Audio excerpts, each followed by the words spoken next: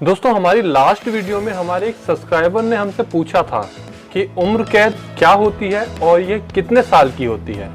तो दोस्तों आज की इस वीडियो में हम जानेंगे कि उम्र कैद क्या होती है और ये कितने साल की होती है। तो चलिए शुरू करते हैं। दोस्तों आजकल हमारे समाज में ये बात बहुत फैल चुकी है कि उम्र कैद की सज़ा या तो 14 साल की होती है या फिर वो 20 साल की होती है। और जब कोई कैदी अपनी उम्र कैद की सज़ा में 14 साल और 20 साल गुजार लेता है तो उसे छोड़ दिया जाता है। तो दोस्तों क्या ये बात सच है? आज की वीडियो में हम इसी बात पर डिस्कस करेंगे। तो दोस्तों असल में ये पूरा सच नहीं है।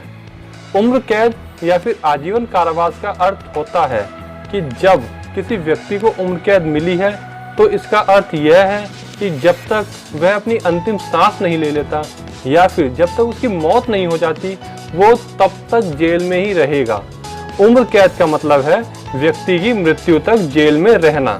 उम्र कैद का सबसे पहले वर्णन आईपीसी यानी कि भारतीय दंड संहिता में आता है, जिसमें बताया गया है कि किसी भी अपराध को करने पर कौन कौन से दंड और किस किस प्रकार के दंड मिलते हैं। इसमें 6 प्रकार के दंडों को बताया गया है। धारा 53 में बताए गए जो 6 तरह के दंड हैं वह है मृत्युदंड, आजीवन कारावास, काला पानी जो कि अब हटा दिया गया है, कारावास जो कि 2 तरह का होता है, सादा कारावास और कठोर कारावास, संपत्ति का सम अपहरण मतलब कि संपत्ति को सरकार जब जब्त कर लेती है, और जो छठा दंड है वह है जुर्माना।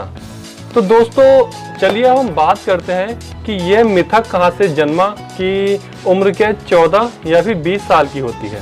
दोस्तों आपको ये जानकारी तो होगी ही कि भारतीय संविधान में राष्ट्रपति और राज्यपाल को ये शक्तियाँ दी गई हैं कि वह किसी भी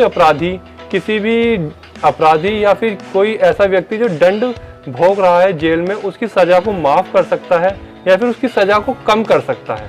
और आईपीसी यानी कि भारतीय दंड संहिता की धारा 55 में ये प्रावधान किया गया है कि किसी राज्य की सरकार या फिर भारत की सरकार यानी कि समूची सरकार किसी भी आजीवन कारावास के कैदी को उसके चाल चलन के अनुसार उसका दंड थोड़ा कम कर सकती है या फिर उसे मृत्यु से पहले ही छोड़ सकती है। दोस्तों भारतीय दंड संहिता की धारा 55 में ये प्रावधान किया गया है कि कोई कैदी जो कि आजीवन कारावास या फिर उम्र कैद की सजा पाया हुआ है, यदि वह जेल में अपने 14 वर्ष पूरे कर लेता है और उन 14 वर्ष के दौरान उसका चाल चलन, उसका व्यवहार पूरी तरह ठीक रहता है, तो जेल प्रशासन राज्य या फिर केंद्र सरकार को उसके चाल चलन और उसका व्यवहार का रिपोर्ट भेजता है।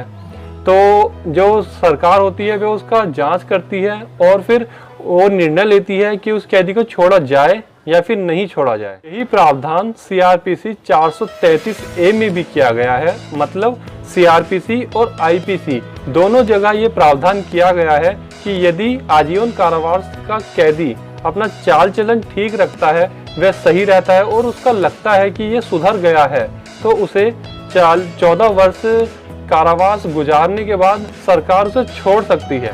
दोस्तों 14 साल के बाद किसी कैदी को छोड़ने के लिए यह आवश्यक है कि उस कैदी ने आजीवन कारावास के तहत अपने 14 साल जेल में गुजार लिए हों और उसका चाल चलन बिल्कुल ठीक हो। लेकिन यह आवश्यक नहीं है कि हर उस कैदी को छोड़ा जाए जिसने 14 साल गुजार लिए हैं। तो दोस्तों आज आपने जाना कि उम्र कैद कितने साल की होती है और वह कौन से प्रावधान है जिसमें एक व्यक्ति को या फिर किसी कैदी को 14 साल के बाद छोड़ा जाता है। तो दोस्तों अगर आपको ये वीडियो अच्छी लगी है तो इसे लाइक कर दीजिए, शेयर कर दीजिए और सब्सक्राइब कर लीजिए मेरे चैनल खिड़की को।